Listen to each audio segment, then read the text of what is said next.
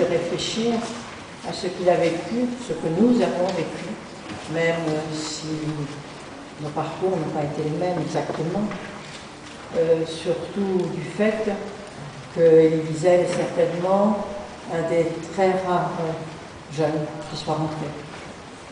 Je crois que je n'en connais pas d'autres, sauf ceux que j'avais vus avec vous quand vous êtes rentrés.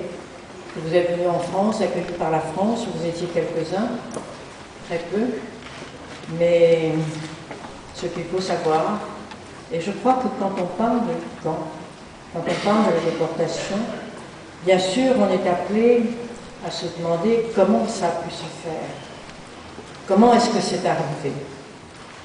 Mais je crois surtout qu'il faut essayer de ne rien occulter. Ce sont des faits, ça s'est passé. Ce sont des hommes et des femmes aussi, quelquefois, qui ont assassiné les autres, simplement parce qu'ils étaient juifs. Et je crois que c'est de là qu'il faut partir. C'était un régime. Alors on nous dit, oh, c'était le régime de Hitler, c'était une passade, ça n'était rien. Tout ça peut revenir, n'importe quand. Je ne crois pas, d'ailleurs. Je vous en parle, mais je ne crois pas. Donc c'est ce qu'on jamais. Mais en tout cas, ce dont je suis sûre, c'est de la nécessité de parler de choses très concrètement. Quand nous sommes rentrés, et je dis nous, je sais que pour Elie Wiesel, le retour a été encore plus difficile. Il n'avait plus de famille, ils étaient un tout petit groupe. Je viens les avoir vus en France et ils ne savaient pas ce qu'ils allaient faire. Et nous, d'ailleurs, vous voyez, comme nous étions pessimistes, nous disions, mais qu'est-ce qu'ils peuvent devenir? Qu'est-ce qu'ils vont faire? Comment, après ce qu'ils ont vécu, si jeunes, ils pourront vivre comme les autres? Alors en fait, ils n'ont pas vécu comme les autres. C'est-à-dire que Elie Wiesel, il a vécu beaucoup mieux. Mais mon beaucoup mieux, c'est de dire, dans la pensée, dans l'acte, c'est pas mieux matériellement. Il a eu des difficultés, beaucoup, avant d'être ce qu'il est aujourd'hui, ici avec nous. Mais il a dominé. Il a dominé la situation. Et je crois que c'est le cas de ce groupe. L'année dernière, ou un peu moins, l'année dernière, nous avons eu la chance qu'il vienne au moment de son anniversaire à Paris, qu'il parle. Et j'ai fait la connaissance de la personne qui s'est occupée, parce que ces jeunes étaient tous très jeunes, qui s'est occupée d'eux. Et la façon dont elle a parlé de ses enfants, parce que c'était encore des enfants, moi je n'avais que 2 ou 3 ans de plus, mais ça fait beaucoup à cet âge-là, elle a parlé d'eux, c'était extrêmement émouvant, et je crois que c'est comme ça qu'on comprend les choses, c'est-à-dire en prenant les choses affectivement, et en ayant aussi ce que nous avions, je crois, quand nous sommes rentrés tous, de l'espoir. Je ne crois pas que nous étions des personnes, des jeunes, qui désespérions l'humanité. Ce qui a été terrible pour nous, c'est le retour. Pour la plupart d'entre nous, nous n'avions plus de famille, ça n'était pas mon cas. J'avais des oncles et tantes qui avaient eu à être en Suisse, qui m'ont accueilli. Mais ce que j'observe, c'est que chaque fois que nous pouvions parler, nous avions besoin de parler, il y avait toujours quelqu'un qui nous interrompait.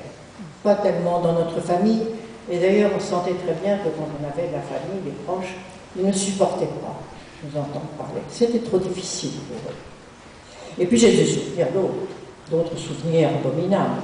Je me souviens d'avoir été, c'était au mois, je suis rentrée au mois d'avril, au mois de mai, et eu la possibilité d'aller dans une maison en Suisse qui accueillait les déportés.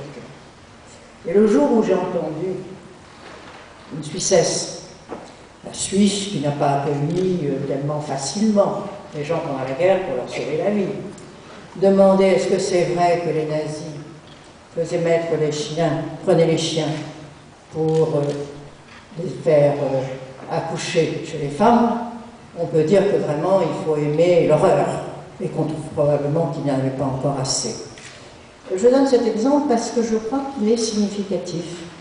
Il est significatif que quand on a été si loin dans l'horreur, eh bien certains pensent que, mon Dieu, on peut dire n'importe quoi, qu'il peut arriver encore n'importe quoi. Tout cela a fait qu'en définitive, nous avons très peu parlé, ou assez peu, et qu'en revanche, quand je pense à mes camarades, dont la plupart n'avaient plus de famille du tout, parce que parmi ceux qui avaient été arrêtés en France, il faut bien dire qu'il y avait beaucoup d'étrangers, qui avaient eu moins de facilité pour se cacher, et qui étaient jeunes souvent, et en tout cas ceux qui sont entrés, la plupart étaient extrêmement jeunes. Je donne un chiffre simplement pour la France, 75 000 Français, enfin personnes, ont été déportés de France, il en est rentré 2500. C'était encore trop pour un certain nombre de gens. C'était encore tellement trop que je me souviens une fois, quelques semaines après être rentré, j'avais mon numéro sur le bras, on voyait plus qu'on ne le voit aujourd'hui. Et j'étais dans une réception où quelqu'un m'a demandé de servir un diplomate avec lequel mon mari travaillait, et qui m'a demandé de servir un plat. Et quelqu'un m'a dit, regarde mon numéro, il me dit, c'est votre numéro de vestiaire? Alors évidemment, on n'avait plus tellement envie de parler, ni d'en parler. Ça, c'est presque de l'anecdote. Mais ce dont je me suis rendu compte, c'est que jamais ceux qui n'ont pas été déportés ont pu se rendre. Je ne leur en veux pas, c'est normal. Il y a des livres très passionnants, très intéressants, et que surtout, on a souvent parlé de l'attitude des déportés en ayant l'air de dire qu'il n'y a pas eu de solidarité entre eux, pas suffisamment, que ceux qui étaient rentrés étaient ceux qui avaient su se débrouiller. Ou bien, on a dit aussi, trop souvent, qu'au fond, on était rentrés, c'était bien, et puis qu'il y en a d'autres qui avaient souffert aussi. Et donc, on n'a pas vraiment, à mon avis, ce qui aurait été tout à fait intéressant et nécessaire, c'est de savoir pourquoi, et pourquoi on l'a su, c'était la haine des Juifs, et il faut dire que le régime de Vichy a prêté la main très largement à ça, les Italiens moins que les Allemands, et je dois dire que je voudrais dire, rendre hommage, peut-être d'une certaine façon, c'est peut-être aller trop loin, aux Italiens quand ils ont occupé Nice, puisque dans la période où ils ont occupé Nice, il y a eu très peu d'arrestations de Juifs, mais que dès le premier jour, c'est-à-dire dès le jour de l'amnistie signée par les Italiens, la Gestapo est arrivée. Dans beaucoup de familles, c'est ainsi que moi j'habitais Nice à ce moment-là, et que ma meilleure amie a été arrêtée, que quand je suis arrivée à Auschwitz, j'ai appris qu'elle avait été gazée presque à son vie. Voilà comment se situaient les choses. Et c'est encore très difficile aujourd'hui de se dire, ou de se demander, pourquoi il a été si difficile d'en parler, et pourquoi en définitive, nous avons gardé très souvent les choses pour nous. Il y a beaucoup d'écrits, beaucoup d'histoires, mais il y a une chose qui est tout de même extraordinaire, c'est qu'après avoir vécu ensemble ce que nous avons vécu, je constate, pour tous mes camarades, que les vrais amis que nous avons, ceux qu'on aime du fond du cœur, ceux qu'on est toujours prêt à voir, ce sont ceux qu'on a connus dans le camp.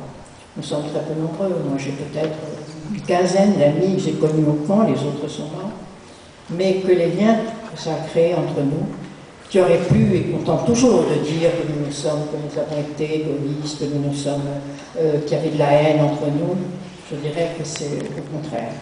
Que c'est donc pas que les hommes ne sont pas forcément des sauvages, même lorsqu'ils souffrent beaucoup, même quand ils sont menacés par la mort, même quand ils savent que la vie d'un autre peut être payée, que la vie de quelqu'un peut être payée par la vie d'un autre, ils n'ont pas cédé à ce chantage.